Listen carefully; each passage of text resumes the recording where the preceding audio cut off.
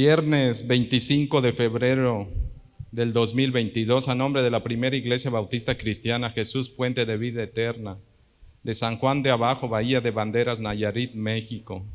Le agradecemos que nos pueda acompañar en esta tarde. Quiero invitarle amablemente podamos realizar la siguiente oración antes de leer y explicar la palabra. Señor, gracias te damos en esta tarde. Tú eres bueno y maravilloso. Gracias por permitirnos interrumpir las actividades de nuestra vida para venir y presentarnos ante ti. No solamente ofrecerte acción de gracias a través del canto, no solamente para hablar bien de ti a través de las alabanzas, sino también queremos suplicarte en el precioso nombre de Jesucristo que nos permitas autoexaminar nuestras vidas a través de tu palabra, que tu palabra nos ilumine, nos conforte, nos corrija, nos instruya, que tu palabra nos dirija a ti de vuelta, Señor, si nos hemos apartado. Si aún estamos caminando contigo, que fortalezca nuestra relación contigo, Señor. Por sobre todas las cosas, el propósito para el cual tú la has enviado, que se cumpla en nuestras vidas. Que la podamos atesorar, oh Dios, con mucho cuidado, como lo más valioso de nuestras vidas. Y cuando sea el momento oportuno, Señor, sabemos que tú vas a producir en nosotros la voluntad para poder llevarla a cabo. Abre la palabra para nosotros y abre tu palabra ante nuestros ojos. Te lo suplicamos en Jesucristo. Amén. Acompáñenme al libro de Job y vamos a leer dos textos, dos citas textuales. La primera de ellas es Job capítulo 21, versículo 34. Dice de la siguiente forma: ¿cómo pues me consoláis en vano, viniendo a parar vuestras respuestas en falacia? Ahora quiero invitarle a que me acompañe al capítulo 42 del mismo libro de Job, versículos 7 y 8. Le reitero la cita, Job capítulo 42, versículos 7 y 8. Dice la bendita palabra de Dios: y aconteció que después que habló Jehová estas palabras a Job, Jehová dijo a Elifaz temanita: mi ira se encendió contra ti y tus dos compañeros, porque no habéis hablado de mí lo recto, como mi siervo Job. Ahora pues, tomaos 7 becerros y 7 carneros, e id a mi siervo Job, y ofreced holocausto por vosotros, y mi siervo Job orará por vosotros, porque de cierto a él atenderé, para no trataros afrentosamente, por cuanto no habéis hablado de mí con rectitud, como mi siervo Job. Puede tomar asiento. Quiero en esta tarde desafiarle a que podamos, a través de la Escritura, revisar nuestro sistema de creencias. El libro de Job es un maravilloso libro que nos ha quedado como una herencia que el Señor, a través de la vida de Job, nos quiere enseñar cómo debemos pensar respecto a un tema que es complicado. Me refiero al tema del sufrimiento. Si bien el libro de Job no da todas las respuestas que quizás el ser humano desearía respecto al sufrimiento, pero sí nos da las más importantes. En esta noche quiero desafiarle a que usted evite atesorar en su corazón ideas equivocadas respecto al sufrimiento, pero más que al mero sufrimiento, al papel que Dios tiene en el sufrimiento que experimenta este mundo caído. El título de esta enseñanza es Ideas equivocadas acerca del sufrimiento. Yo no sé si usted ha contemplado en el pasaje, pero los amigos de Job nos demuestran que si se tienen ideas equivocadas sobre Dios y cómo Dios actúa a través del sufrimiento o en el sufrimiento, una idea equivocada lleva a actuar de forma equivocada. Los dos textos que leímos, el primero es Job diciendo: lo que ustedes me dicen no me ha ayudado en gran cosa, o en lugar de ayudarme me suena a mentira. Me parece que lo que ustedes dicen no es correcto. Dios confirma eso. Dios dice en el capítulo 42, las ideas que tenían los amigos, Elifaz, Bildad y Zofar, no eran correctas.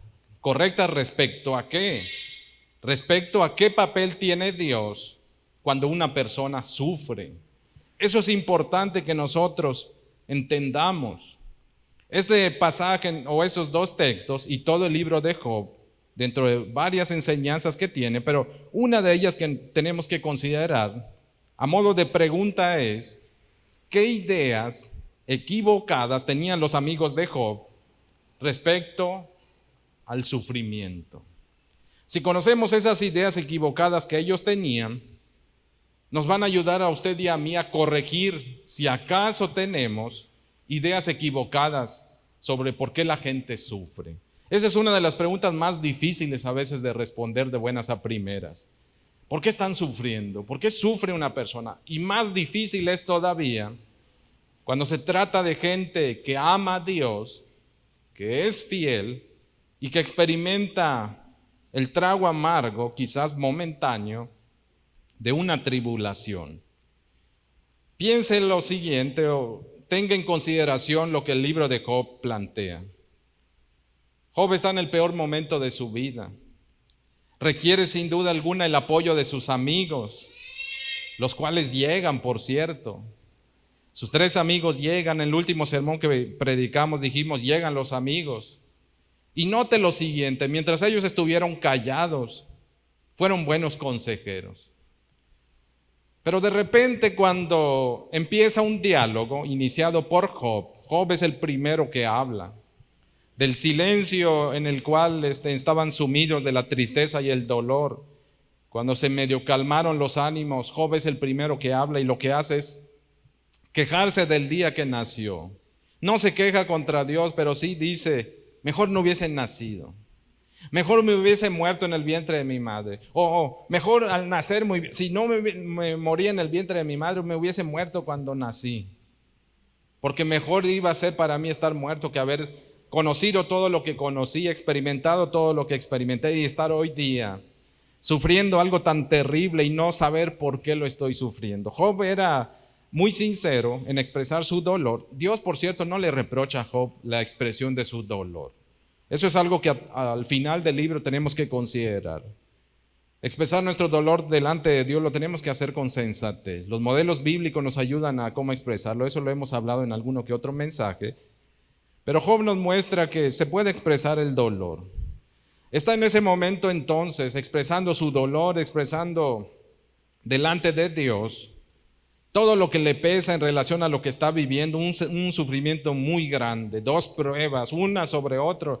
No ha terminado con una y le llega repentinamente otra mucho peor que la primera, 2 grandes pruebas. Y en esas circunstancias, por supuesto que requiere el apoyo de sus amigos. Sus amigos acuden a él, pero mire cómo son las cosas. Sus amigos tienen buenas intenciones, pero tienen una mala teología. Tienen ideas equivocadas. Job en repetidas ocasiones va a decir: la verdad, mejor no me diga nada, parafraseando lo que dice, mejor no me diga nada porque en vez de animarme, me siento peor que antes. Porque me están acusando, me inculpan, se burlan de mí, me contradicen, no me dejan expresar mi dolor, me echan la culpa de todo lo que está sucediendo y varias cosas que luego vamos a examinar. Por el momento vale decir que es importante tener ideas bíblicas, adecuadas, saludables, sobre por qué la gente sufre. Porque de acuerdo a las ideas que tengamos respecto a por qué una persona sufre o respecto al sufrimiento, es la manera en cómo vamos a abordar el tema y cómo vamos a tratar a la gente.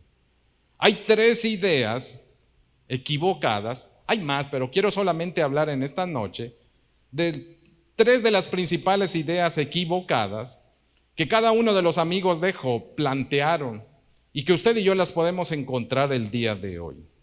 3 ideas equivocadas respecto al sufrimiento. Primera de ellas, la encontramos precisamente en el capítulo 4, versículos 7 y 8.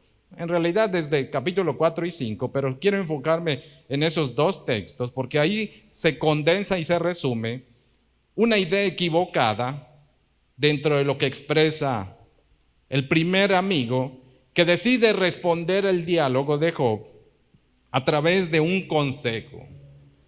Este es nada menos y nada más que Elifaz.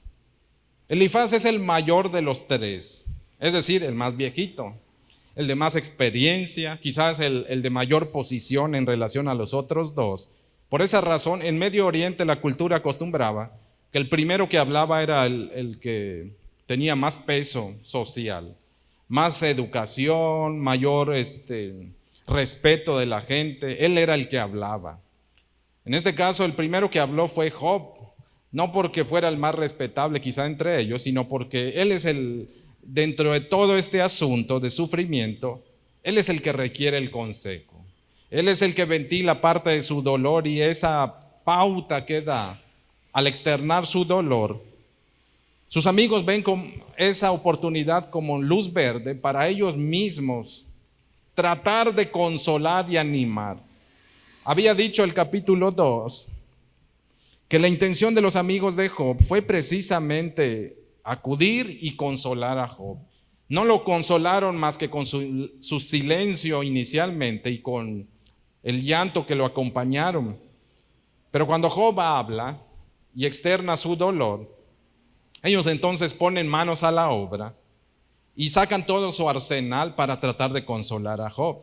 El problema es que si uno tiene ideas equivocadas, debe ser muy cuidadoso, porque en vez de ayudar, puede salir perjudicado a quien pueda uno pretender ayudar. Miren, la primera idea equivocada respecto al sufrimiento que tenía el gran Elifaz, el mayor de todos, bastante experimentado, seguramente canoso. Él habla después de que escucha a Job y le dice a Job: Job, el sufrimiento siempre es consecuencia del pecado. El sufrimiento siempre es resultado del pecado. Esa es la idea equivocada que plantea Elifaz. Obviamente lo que está diciendo es una mezcla en cierta manera de verdad y mentira. Ahorita le voy a explicar por qué. Si uno afirma que todo sufrimiento siempre es por pecado, está uno incurriendo en una falacia. ¿Por qué? La Biblia nos explica de modo más detallado que el sufrimiento no necesariamente no siempre es consecuencia del pecado. Pero permítame explicarle lo que dice Elifaz. Elifaz le dice a Job: todo el que sufre es porque se la debe a Dios. No hay nadie que sufra que no deba a Dios. Eso le está diciendo Elifaz a Job. ¿Qué le está diciendo? De alguna manera: deja de hacerte el inocente, algo debes. Y empieza a relatar y le dice: tú naciste antes que fulano. Es decir, él le dice: mira, yo soy una persona mucho mayor que tú. Soy una persona que ha vivido, que tiene experiencia, y mi experiencia dice que tú estás equivocado. Y no solo mi experiencia, por si quisieras que las cosas fueran mucho más certeras y creíbles, cierta noche mientras estaba por ahí se me apareció un fantasma, y ese fantasma me dio una revelación especial.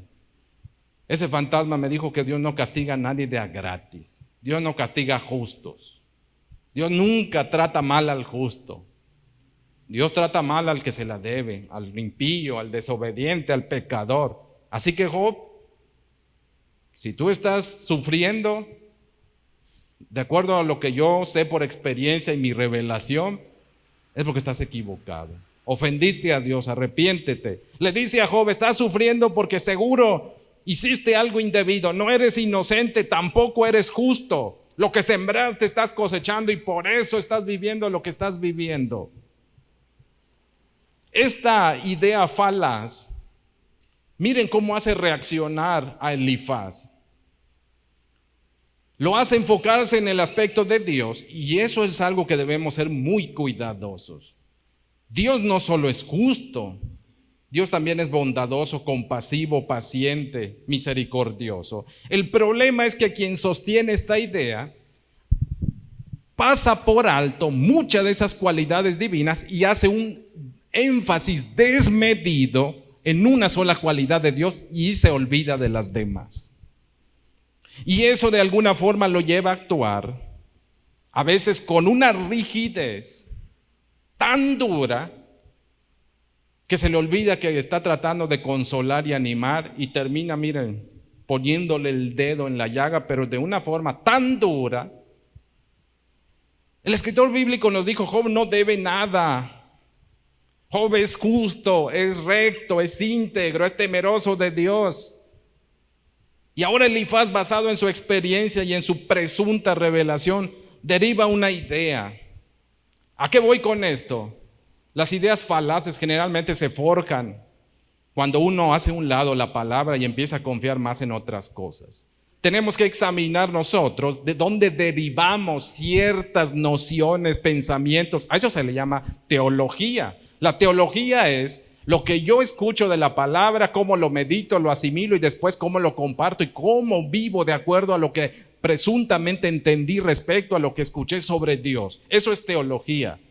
De alguna forma todos somos teólogos, todos escuchamos palabra, verdad, la masticamos, la vamos asimilando y después nos establecemos un sistema de creencias a través de las cuales pensamos, hablamos y actuamos de acuerdo a ciertas circunstancias. Y en particular al sufrimiento. Elifaz dice: mi experiencia y mi revelación me dicen, no hay sufrimiento sin pecado. Pecado es igual a sufrimiento. Sufrimiento entonces es consecuencia del pecado. No me vengas con el cuento de que eres inocente. ¿Le consolaría a usted que le dijeran algo así? Que le dijeran: no me vengas con tus lagrimitas. La debes y te llegó el tiempo de pagarla. No dice eso Elifaz en ese tono, pero sí lo van a decir. Son 3 diálogos que cada uno de ellos tiene. Elifaz da 3 diálogos, Bildad da 3 diálogos y Zofar no alcanza el tercero porque Dios interviene. Pero Zofar solo da 2 diálogos. Y cada uno va subiendo en ánimos, va calentando los ánimos, porque Job una y otra vez afirma: yo no le debo nada a Dios, yo no lo ofendí, Dios me persigue, no entiendo por qué me trata de esta forma. Y hace enojar en algún momento a sus amigos y dejan ver ellos lo que ellos piensan sobre el sufrimiento y su enseñanza sobre el sufrimiento, sus principios, su teología, sus creencias, sus ideas. Mezclan verdad y error y están equivocados en ese aspecto. Quien sostiene esta idea de que el sufrimiento siempre es resultado del pecado son aquellas personas que hacen mucho énfasis en la justicia de Dios. Si pecas, Dios te va a castigar. Eso está basado en esa idea. Dios castiga el pecado, no es mentira, pero no siempre castiga inmediatamente al que peca. Y no todo el que sufre siempre es consecuencia de su pecado. Si no obedeces, sufres. Eso le está insinuando Elifaz al pobre Job. Pero mire qué dice la Escritura. Y aquí le explico por qué es falaz esta idea sobre el sufrimiento. La Biblia nos dice: el sufrimiento no siempre es por pecado. Eso no lo explica. Algunos sufrimientos son ocasionados por la actividad del diablo en la vida humana. Nos lo explican los primeros 2 capítulos de Job. En los primeros 2 capítulos de Job, Dios nos dice: hay sufrimiento que la gente puede experimentar que no es por su pecado, sino porque es la maldad del diablo que actúa sobre el mundo y que Dios permite que esa maldad pueda trabajar y que aún afecte a gente justa, pero no es consecuencia del pecado de la gente justa. Ese es el caso de Job. Eso lo ignoraban tanto el propio Job como los propios amigos, pero no era razón para que Elifaz sostuviese y tratase a Job como lo trató, basándose en esa idea. No solo eso, mire que sigue diciendo la Escritura: algunos sufrimientos son consecuencia no del pecado personal, sino del pecado de otros. Hay gente que sufre no por su pecado personal, sino el pecado de otros le traen a esa persona sobre su vida sufrimiento. Vea a la gente de Ucrania, no todos la deben.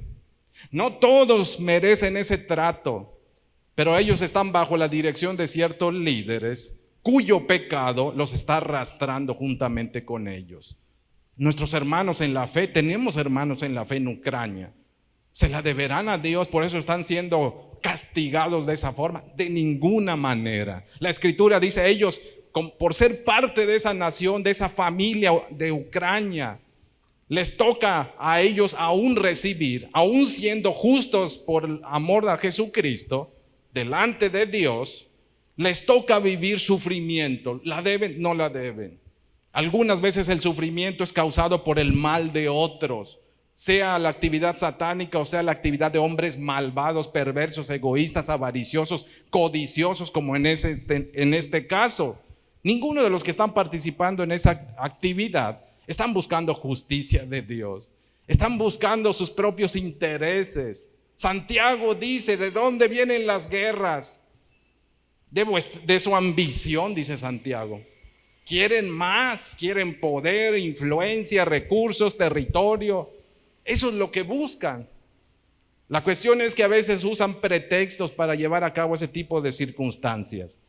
Pero nuestros hermanos que aman a Dios, en medio de ellos no la deben. Por eso es falaz el concepto de que el sufrimiento siempre es consecuencia. No siempre es consecuencia de pecado personal. A veces puede ser causado por el pecado y la maldad de otros. La Escritura lo enseña. No solo eso, hay sufrimientos que experimentan aquellos que aman a Dios con la firme intención de que su amor sea perfeccionado.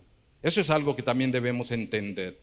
No todo sufrimiento que vive un justo es porque pecó, sino aún cuando se guarde para el Señor, hay algunos sufrimientos que Dios va a permitir en su vida, porque a través de ellos el amor de Dios va a seguir siendo perfeccionado. El carácter de ese justo va a crecer, va a madurar. Diría el Nuevo Testamento, va a crecer en sabiduría, en perseverancia, en inteligencia, se va a hacer más resistente, paciente, amable, bondadoso. Todo eso se va a desarrollar, porque un factor a través del cual Dios desarrolla el carácter de Cristo en nosotros es precisamente el sufrimiento. Mire qué dice la Escritura, Juan 9:3. Leo desde la palabra de Dios para todos. Un día andan Jesús con sus discípulos y se encuentran a un ciego tirado.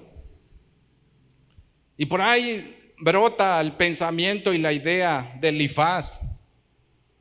¿Quién pecó para que éste haya nacido así? ¿Quién la debe? No de a gratis está ciego, piensan los discípulos. Jesús le dice, ni él ni sus padres. Mire qué dice el texto. Jesús le respondió, no es que hayan pecado ni él ni sus padres. Este hombre nació ciego para que en él se muestren las grandes cosas que Dios puede hacer. Si usted es justo y está padeciendo sufrimiento, es muy probable que Dios esté procurando que usted conozca el propósito de Dios, es que usted vea las grandes obras de Dios. Es una oportunidad para conocer el poder de nuestro Dios. La segunda idea equivocada en el segundo amigo. Eso lo encuentra en el capítulo 8, versículos 4 al 7. Job capítulo 8, versos 4 al 7. Ahí está una segunda idea equivocada respecto al sufrimiento. El siguiente amigo en hablar es nada menos y nada más que Bildad. Bildad le dice a Job, según el sapo es la piedra, le dice. Tan grande es tu pecado, tan grande es tu sufrimiento. El sufrimiento indica el grado del pecado. Esa es la idea equivocada que transmite Bildad. Bildad le dice a Job, no creas que te pasó todo de a gratón. Si tu dolor es grande es porque algo hiciste igual grande. Eres un pecador, pero a más no poder, Job. Porque ¿a qué justo le ha ido tan mal como a ti? Ninguno, dice. Ponte a revisar. Revisa la historia o a tus vecinos. Ninguno de tus vecinos ha pecado tanto, por eso no han sufrido tanto. En cambio tú como pecaste y seguro hiciste algo muy serio, Por eso tu problema también es muy grande. Por eso tu sufrimiento es muy grande. La idea de Bildad es: sufre mucho quien peca mucho. Es una idea falsa sobre el sufrimiento. El sufrimiento no indica que una persona es muy pecadora. No indica pecado el sufrimiento. Bildad le dice a Job: lo que te estoy diciendo, yo lo he revisado en varias personas que he conocido en mi entorno, generaciones anteriores o previas, dice, versículo 8. Y también me he puesto, dice Bildad, me he puesto a examinar mi entorno, la naturaleza, es decir, por intuición me puse a investigar y llegué a esa conclusión. Examiné personas y me fijé en la naturaleza, y eso me hizo aprender que cuando alguien sufre es porque tiene pecados, hay pecado, está indicando pecado, es muy pecador. Entre más grande sea su pecado, entonces más sufre, le dice Bildad. Esa es una idea equivocada. Deriva su creencia de lo que él observa en la gente, en la historia de su gente y en la naturaleza. Ninguna idea, creencia, doctrina, teología puede basarse ni en experiencias místicas como las de Elifaz, ni en la mera experiencia, ni en la mera observación de la creación de la vida de otras personas, ni en la creación meramente. Es útil, pero no es suficiente. No es un cimiento sólido para establecer, y más aún en un tema tan complejo como lo es el sufrimiento. Bildad deriva de ahí. Bildad le dice a Job: el que peca gravemente, la paga gravemente. Por eso les dije al inicio, como dice el dicho, según el sapo es la pedrada. Mira lo que te sucedió, versículos 5 al 7 del capítulo 8 de Job. Acuérdate, tus hijos murieron, dijo en el verso 4, y qué cruel. Bildad se le fue un poco la mano ahí y recuerde algo, está consolando. Oiga, ¿cómo le voy a decir a una persona: tú dices que eres justo y que no has hecho nada malo delante de Dios? ¿Por qué crees que se murieron tus hijos? Ve, tus hijos se murieron porque seguramente ellos pecaron. Eso dijo en el verso 4. Examina el verso 4 y Bildad le dice a Job: prueba de que quien peca gravemente muere, son tus hijos. Tiene la prueba, dice, la prueba evidente está cerca de ti, tus hijos. Se murieron los pobres porque seguro la debían a Dios. Mira, date cuenta, Job, si pecas gravemente te va a ir grave también, vas a pagar las consecuencias muy caro. Tus hijos, no solo tus hijos, Job, lo perdiste todo. Versículos del 5 al 7. ¿Cómo me sales entonces? Si según todas las circunstancias que estás viviendo, ¿cómo sigues diciendo que eres justo? No, eres un hombre muy pecador, Job. ¿Quién de nosotros está sufriendo así? Dice, tú eres el único. ¿Quién de tus vecinos está sufriendo así? Nadie ha sufrido así, tú eres el único. Y está consolando. Una idea equivocada sobre el sufrimiento puede hacernos actuar a veces de una forma tan frívola. Puede hacernos decir cosas tan insensibles porque el cimiento está mal fundamentado. Es importante tener doctrina correcta, la doctrina bíblica respecto a temas tan importantes. ¿Quién es el hombre delante de Dios? ¿Quién es Dios ante el hombre? ¿Y qué es el sufrimiento en las manos de un Dios santo, bueno, misericordioso? ¿Y quién diría, cómo experimenta un hombre pecador o justo el favor de Dios aún en un momento tan difícil como es el sufrimiento?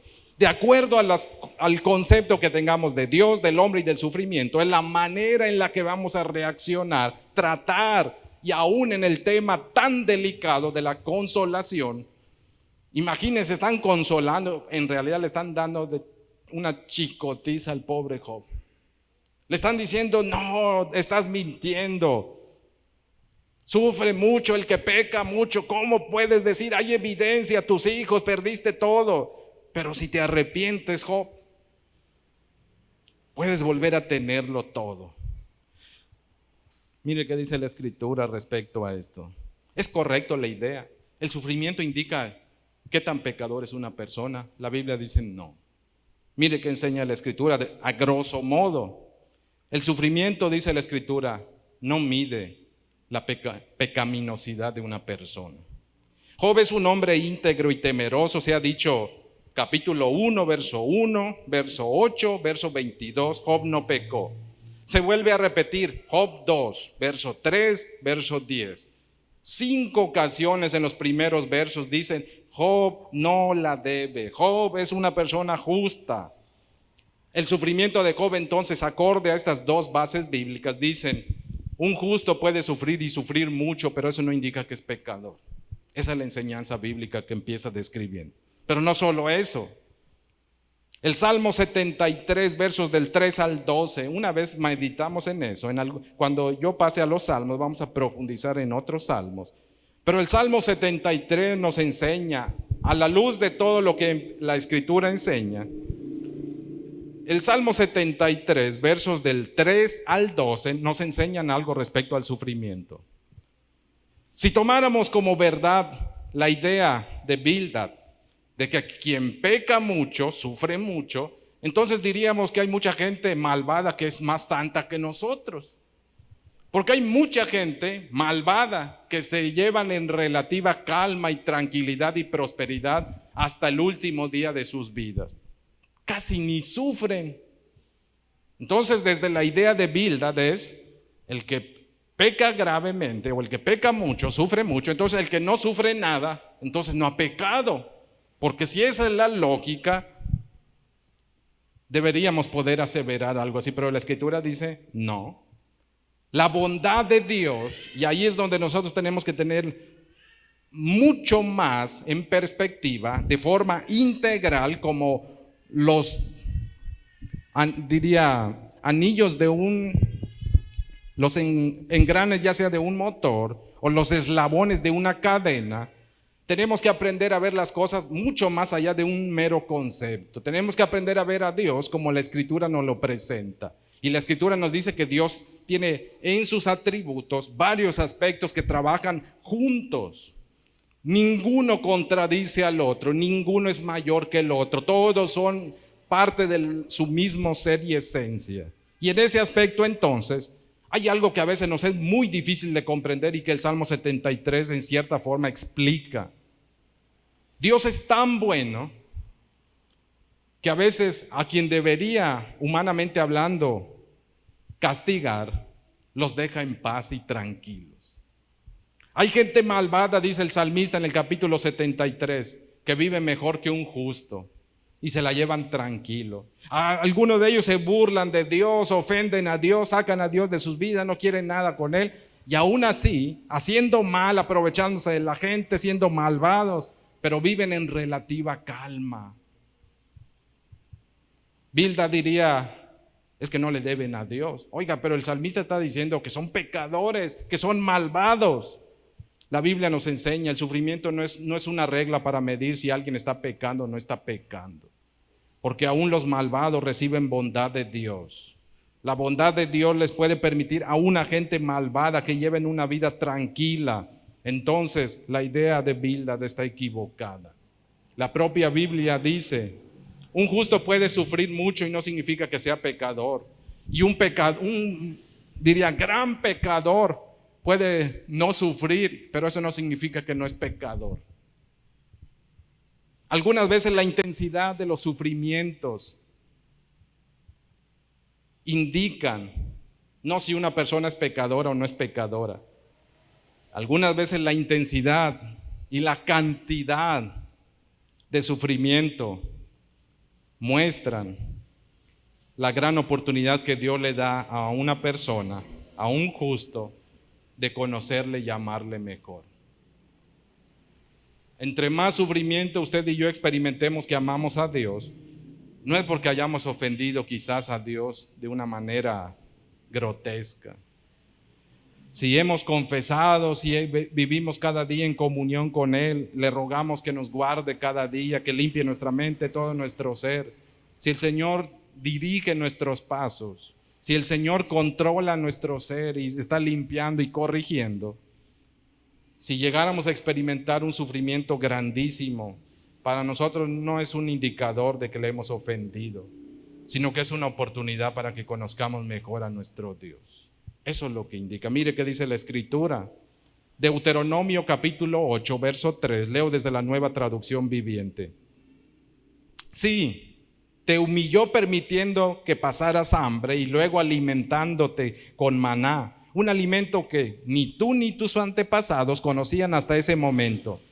Lo hizo para enseñarte que la gente no vive solo de pan, sino que vivimos de cada palabra que sale de la boca del Señor. Los sufrimientos son oportunidades para conocer el poder de Dios, el amor de Dios, la bondad de Dios, la paciencia de Dios, la gracia de Dios en un nivel mucho más allá del que lo hemos conocido hasta ese momento. Alguien dijo con mucha razón, basado en este Deuteronomio 8, si Dios no te mete al desierto y te hace pasar hambre, nunca ibas a conocer al maná del cielo, quien es Cristo. Para eso nos sirven los sufrimientos, para conocer mejor y ser conformados a la imagen de Jesucristo. La tercera idea equivocada respecto al sufrimiento que argumenta el tercero de los amigos de Job, dice lo siguiente: el sufrimiento siempre tiene un final feliz. Es una idea que mezcla verdad con error.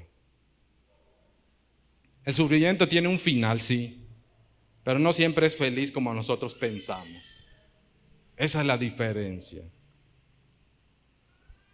Cuando recuerde algo, si usted lee el libro de Job, se va a dar cuenta, cuando Elifaz habló, 2 capítulos 4 y 5, Job habló en respuesta al consejo o a la consolación.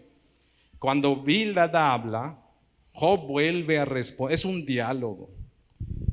Después de que termina Job de hablar, en dar según su argumento a Bildad y decirle: estás equivocado en lo que estás diciendo. Yo no estoy sufriendo mucho porque he pecado mucho delante de Dios. Yo estoy sufriendo sin razón, le dice a Bildad. Yo soy inocente, yo soy justo, le dice a Bildad. Eso escucha dentro de todos sus argumentos el tercer amigo Zófar. Y en el capítulo 11, particularmente los versículos del 13 al 20, ahí encontramos resumido parte de la idea equivocada que tiene Zófar sobre el sufrimiento. Dentro de lo que le dice Zófar a Job, le dice: Dios restaura toda la felicidad tan pronto una persona se arrepiente. Es cierto. Termina nuestra tribulación cuando nos arrepentimos. Eso le insinúa Zófar a Job.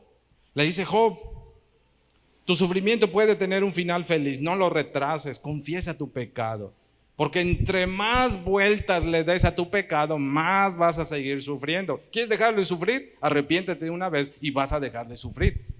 Eso es un cuento chino. Hay sufrimientos que no se detienen cuando usted se arrepiente. Los sufrimientos se detienen cuando Dios dice: hasta aquí. Cuando Dios dice: ya se aprendió la lección, ya se consiguió el fruto deseado, ahí terminan. Pero mientras no se consiga, aún usted puede arrepentirse y arrepentirse y arrepentirse y mantenerse en arrepentimiento, y eso no va a cambiar la agenda de Dios con respecto al desarrollo del fruto en su vida hasta que se cumpla. Pero Zófar le dice a Job: no, mira, ¿sabes qué? Le dice, para que me creas, le dice Zófar a Job, yo esto lo aprendí porque Dios me lo reveló, me reveló un secreto. Lo que no te han dicho Elifaz y Bildad, yo te lo puedo decir porque a mí Dios me lo reveló. No fue una visión mística de fantasma, No lo derivó de la naturaleza ni de su observación de la conducta y la vida y el ejemplo de otras personas. No. Job capítulo 11, verso 6 dice, Dios me lo reveló, me reveló un secreto. Dios me mostró a mí algo que ninguno de ellos tiene. Yo solo lo tengo. Dios me lo mostró a mí. Es presunción. ¿Sabe? ¿Quiere usted revelación de Dios? Aquí está, mire. Esta es la revelación de Dios. ¿Quiere conocer su perfecta voluntad? Aquí está. Fuera de aquí, Dios no le va a mostrar nada más para hacerle a usted superior a los demás. Bueno, eso es lo que está diciendo Zófar. No, ni es lo que fulano dijo. Mira, a mí Dios me lo mostró, un secreto. ¿Por qué ellos visten sus ideas de esa forma? Porque necesitan legitimar de dónde están derivando sus consejos. ¿De dónde deriva usted sus consejos? ¿De dónde usted toma para consolar? ¿De dónde usted toma sus bases? ¿Cómo establece los cimientos para leer el mundo, aún observar, discernir en la vida de otros el tema del sufrimiento? Su experiencia, alguna revelación mística, la experiencia de los años, o algo por ahí que según usted descubrió y que nadie más sabe. Cualquiera de esas cosas son perennes, son cimientos inadecuados para construir adecuadamente una perspectiva bíblica sobre el sufrimiento.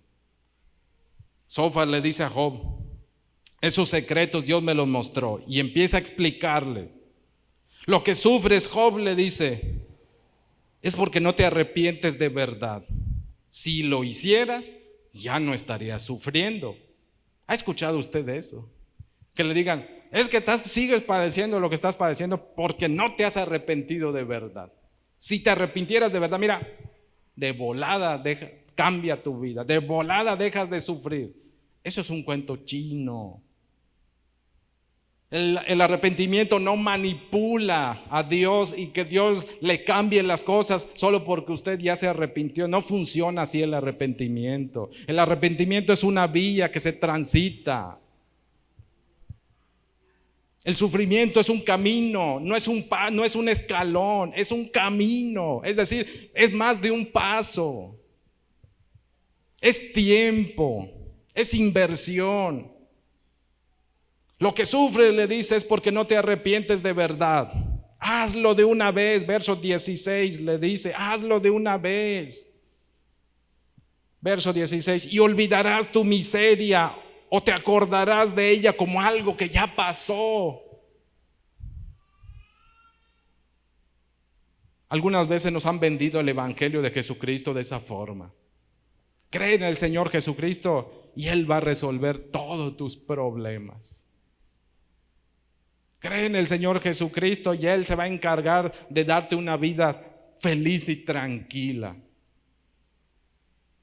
Es la idea de Zófar. No, Jesús dijo que quiera seguirme, niéguese a sí mismo, tome su cruz y venga. Oiga, tomar la cruz es cuestión de sufrimiento. No es un asunto de felicidad como el mundo lo concibe. Llevad mi yugo sobre vosotros, dice Jesucristo.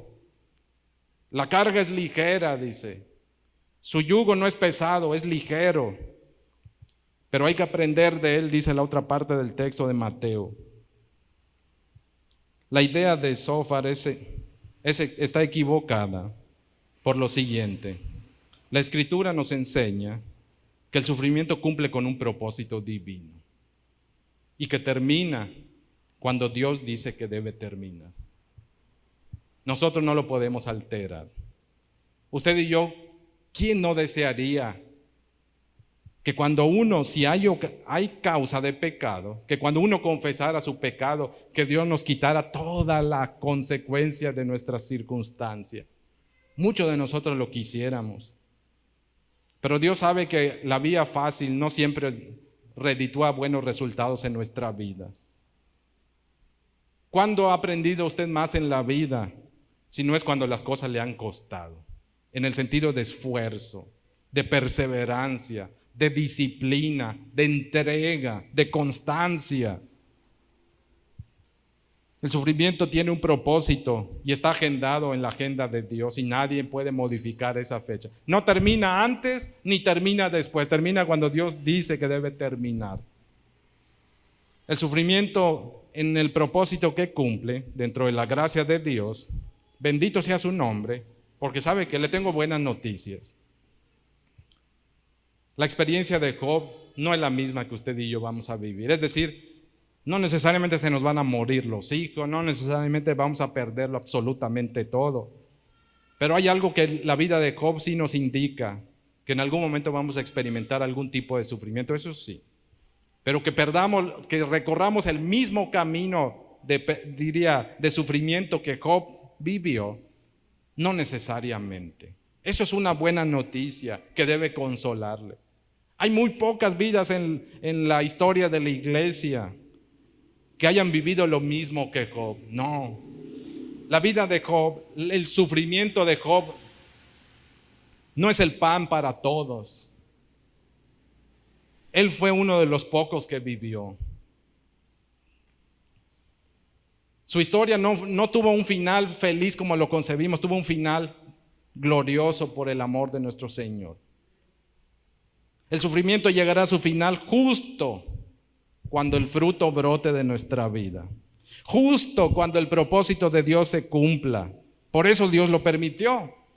Recuerde algo, que no se nos olvide: mientras no se produzca el fruto, el sufrimiento va a seguir cumpliendo su trabajo, haciendo sensible nuestro corazón, haciéndonos dependientes de Dios, recordándonos la gratitud, haciéndonos valorar lo que ya no tenemos. En este caso, si es salud, si estamos padeciendo alguna enfermedad, nos recuerda lo valioso que fue el haber cuidado nuestra salud. Si es tristeza, nos va a recordar el aprender a disfrutar lo bueno que Dios nos da en la vida. Si es falta de constancia, el Señor nos va a llevar a tener constancia con el Señor, y así sucesivamente. Pero hasta que no se cumpla eso en nuestra vida, aún nos arrepintamos, roguemos y supliquemos. Job vivió meses el sufrimiento en su cuerpo de esa sarna maligna. No fue cuestión de días, fueron meses. ¿Cuánto? No sabemos exactamente cuánto, pero fueron meses, de acuerdo al capítulo 7, verso 12. Todo ese tiempo es el que Dios consideró necesario que estuviera el sufrimiento en la vida de aquel justo.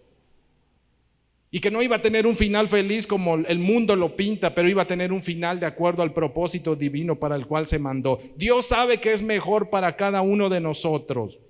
Dios sabe que es lo mejor que Él debe forjar en nuestras vidas a través del sufrimiento. Si no nos da lo que a nosotros nos parece bueno, es porque Él tiene algo mejor para nuestras vidas. Si usted lee la historia final de Job, el epílogo, los últimos párrafos del libro de Job, dice: Dios se presenta ante Job porque eso es lo que Job pidió. Él decía: que Dios me explique, que Dios venga a decirme por qué estoy sufriendo. Dios no le dice por qué está sufriendo, pero sí le explica: yo soy un Dios demasiado grande, sabio, mantengo la naturaleza, la creación, yo sé lo que hago, no tengo que darte explicaciones. Lo único que tienes que entender es que confíes en alguien que es capaz de sostener todo lo que ves, todo lo que te rodea. ¿Tú crees que no te puedo sostener a ti? ¿Tú crees que no sé lo que estoy haciendo contigo? Job dice: de oídas te había oído.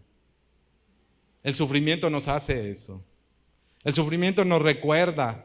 Hay mucho que usted y yo creemos saber de Dios, pero no es a través del sufrimiento que aprendemos realmente quién es Dios. Una cosa es aprender una doctrina, una cosa es aprender una verdad de Dios sentado tranquilo, y otra cosa es tener que aferrarse a esa verdad cuando estoy pasando la situación más difícil de mi vida. Cuando tengo que aferrarme a ese Dios de bondad, cuando lo que experimento alrededor de mí parece todo desesperanza, ahí es donde cobra sentido el Dios que me da la esperanza. El Jehová es mi pastor, el habitar a la sombra, bajo la sombra del Omnipotente, cuando no me pega la tormenta, el sol tan desgastante. Ahí es cuando aprendemos realmente. Los finales felices, como nos los pintan a veces las películas, no siempre el sufrimiento termina de esa forma. Quien le diga a usted, Dios te va a restituir todo lo que has perdido, de acuerdo a su propósito, Él va a restituir lo que considera apropiado. Hay cosas que ya quizá no nos va a regresar, porque Dios sabe que es mejor tenernos como nos tiene, porque Él tiene mejores planes. Era bueno lo que teníamos, pero debemos reconocer algo, que si eso nos llevó a los pies de Jesucristo a depender y a buscarle con todo el corazón, eso es mejor que lo que teníamos, mucho mejor que lo que teníamos. Voy concluyendo con lo siguiente. Primer carta del apóstol Pedro, capítulo 5, verso 10. Leo desde la palabra de Dios para todos. Pero Dios, quien los llamó para compartir su gloria eterna en Cristo, les mostrará todo su generoso amor. Sufrirán por un tiempo, pero después Dios los sanará, los fortalecerá, los apoyará y evitará que caigan. Esa es la promesa que tenemos. No es un final feliz, es un final que nos garantiza sanidad, fortaleza, sustento, firmeza. Es más que un final feliz. El final feliz se queda corto en relación a esto.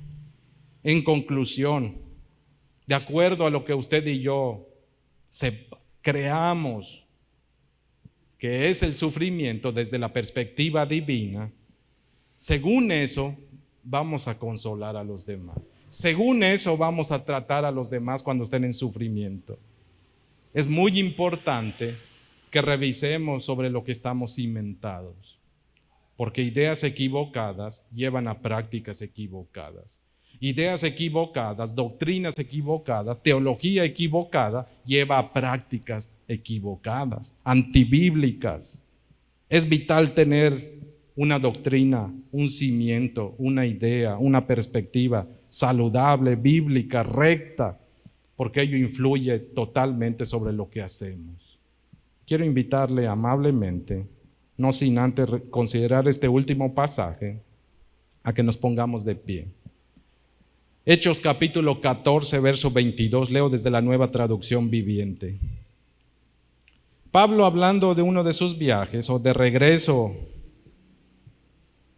a Antioquía, dice Listra, Iconio y Antioquía de Pisidia. Cuando Pablo iba de vuelta en uno de sus viajes misioneros, después de haber estado en Listra es donde los confunden con dioses, cuando en el nombre de Jesucristo traen sanidad a un lisiado de pies y se levanta el lisiado y se hace un escándalo en la ciudad. Tanto es así que la gente dice dioses en forma de hombres y quieren ofrecerle sacrificios a Pablo y a Bernabé. Qué irónico en ese momento, porque de querer ofrecerle sacrificios después los pasan a apedrear. Y casi se muere Pablo. Dice que lo apedrean y queda medio muerto y cuando piensan que está muerto lo echan fuera de la ciudad y resulta que no estaba muerto, casi muere.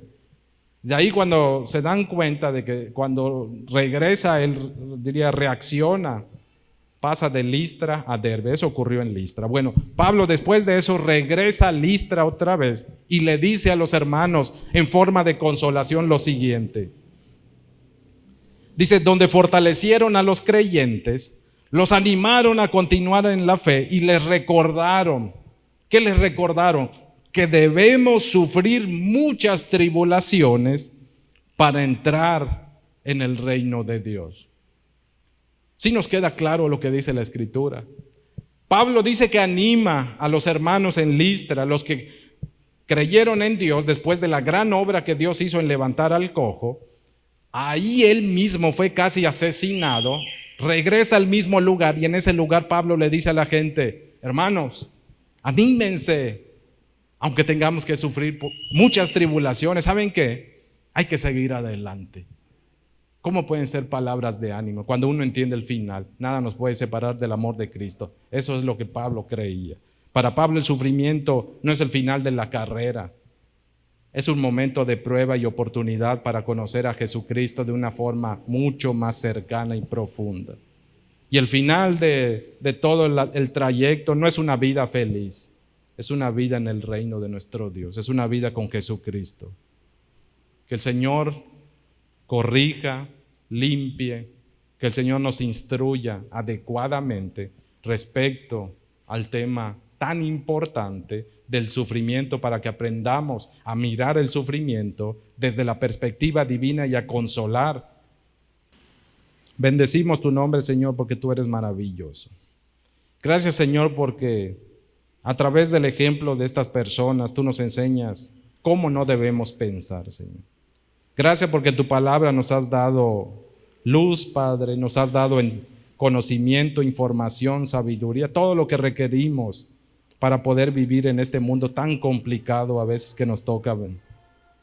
Gracias, Señor, porque sabemos que no siempre, Padre, el pecado es la causa del sufrimiento en nuestras vidas. Gracias porque nos has dado la consolación, Padre, a través de tu palabra, que cuando experimentemos sufrimiento, a veces, Padre, lo que está sucediendo es que tú quieres, Padre, que no solamente te conozcamos mejor, sino que nuestra vida sea perfeccionada y crezca en el propósito para el cual tú nos has llamado. Ayúdanos, Señor, a revisar lo que creemos.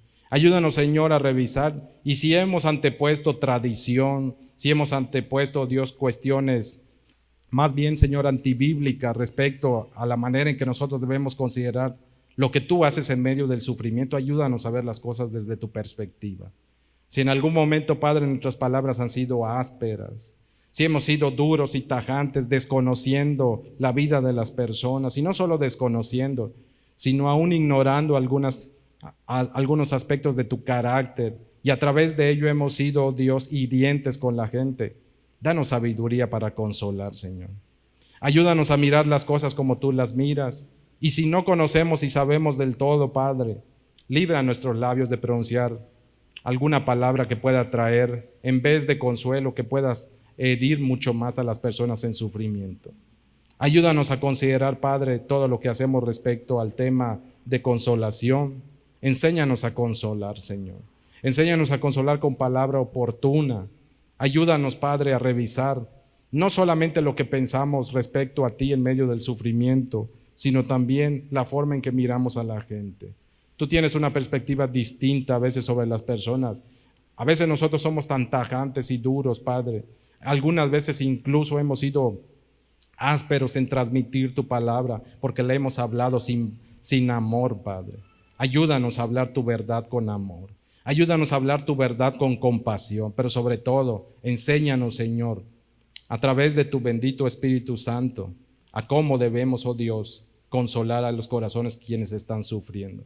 Si alguno de nosotros sigue atravesando alguna circunstancia difícil que no ha sido producida, oh Dios, por el pecado, y si aún no hubiese sido producida a causa del pecado, pero si ya nos hemos arrepentido y aún nos toca lidiar con las consecuencias, ayúdanos, Señor, a guardar con paciencia hasta que se cumpla el propósito para el cual tú has permitido eso. Y te damos gracias, Señor, si algún sufrimiento nos ha llevado a ti, porque eso es mejor que estar lejos y apartado de tu presencia. Gracias, Señor, porque sabemos que tus pensamientos no son los nuestros. A veces nosotros a través del sufrimiento podemos pensar lo peor de nuestras vidas o el peor escenario que nos pueda suceder. Pero bendito sea tu nombre, Señor, porque tú cuidas, guardas cada uno de nuestros pasos. Aún en los momentos de mayor debilidad de nuestras vidas, tu perfecta voluntad se cumple. Gracias, Señor, porque tú encaminas todo para bien, como dice tu palabra.